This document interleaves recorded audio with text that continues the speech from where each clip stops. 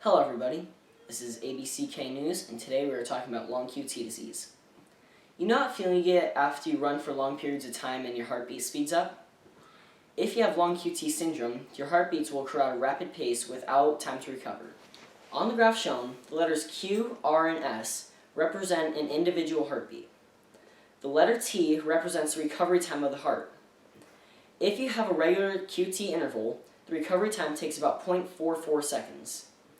If you have long QT, on the other hand, the recovery time takes about 0.63 seconds.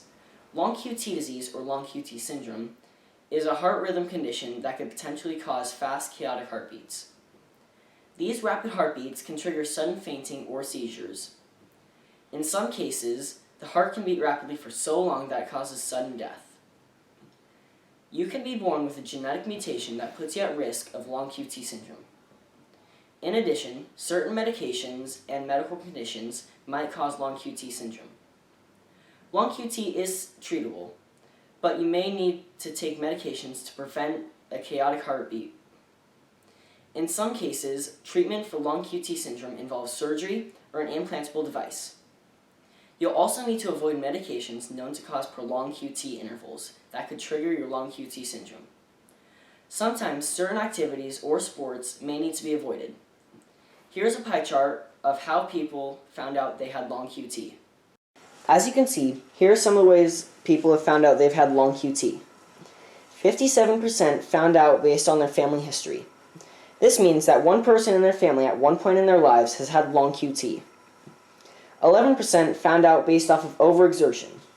This means that they have overexercised and caused rapid heartbeats. 2% found out based off of boarded cardiac arrest. This means that their heart started beating rapidly, which caused a heart attack. 23% found out based off of non-long QT syndromes, which basically means that at some random point in their lives, they've had a heart attack or a seizure. 10% found out based off of an ECG screening.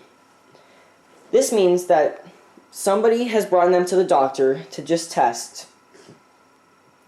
There have been reported less than 200,000 U.S. cases per year. Now let's go down to Austin Robinson. Thank you, Jake. I'm here with Miles Rice, who has been diagnosed with long QT disease. We're at his house and going to be interviewing him about this disease. So, Miles, what can you tell us about this disease? Well, many people with long QT disease don't have any signs or symptoms. You might be aware of your condition only from an ECG test because of either family history of long QT or genetic testing results. That is very interesting, Miles. However, I was wondering how you would know if you need to take an ECG test. Well, Austin, the doctors first find a QT interval from an ECG when they're testing for maybe I've heard that another some heart. medications may make this disease worse by lengthening the QT interval and upsetting the heart rhythm. How do you stay away from these medications? Well, I have done a lot of research on it, as well as having asked my doctor several times At what about age it. are most people diagnosed with this disease? The most common age is around 40, but sometimes younger as well. How old are you and how long have you been dealing with this disease? I'm 32, and I've been dealing with this disease for about Another a couple thing I've years been now. wondering about is, are you still able to do everyday things, such as take walks, play sports, and go to the gym?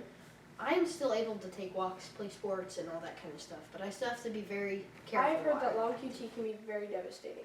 Indeed it can. Fainting is the most common symptom caused by long QT disease. Which reminds me, a couple years ago when the first symptoms started showing. I was at work, sitting at my desk, when my heart started beating really fast. It got to the point where I just felt dizzy, and then I fainted. I woke up on the way to the hospital, and once I got there, I asked my doctor about what happened. He said that he was going to run a few tests about it and just see what maybe was going on. After the test, he told me that I had been diagnosed with a disease called long QT. That must have been a very scary experience. Yes, indeed. I asked my doctor about the fainting, and he said that fainting was a normal part of long QT. Fainting can occur either when you're angry, excited, or exercising with little to no warning. I understand from my brief research on long QT that it can cause seizures, correct? Yes. This is when the heart beats too fast for too long, causing oxygen to struggle to get to the brain. I also recall that it causes sudden death, which is when the heart doesn't go back to normal and paramedics don't get there in time with the defibrillator. Yes, indeed.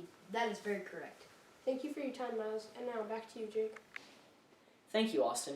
Before we leave y'all, let's take a moment to remember a young woman named Emily who died of long QT at the age of 22. The doctors didn't realize this was a problem, which resulted in sudden death. Thank you. This has been Jake Meehy reporting from ABCK News. What do I look like? Oh. Let's zoom in on this majestic creature. It's an animal. It's a Miles Rice in his natural habitat. Disappear. Thank you, Jake. I'm here with Miles Rice, who's been diagnosed with long QT. No! Okay, you got this. Oh, okay. I've heard that long QT can be very devastating. Oh, okay. Oh, okay. I've heard that long QT. I understand from my research that long QT can cause faint. All good.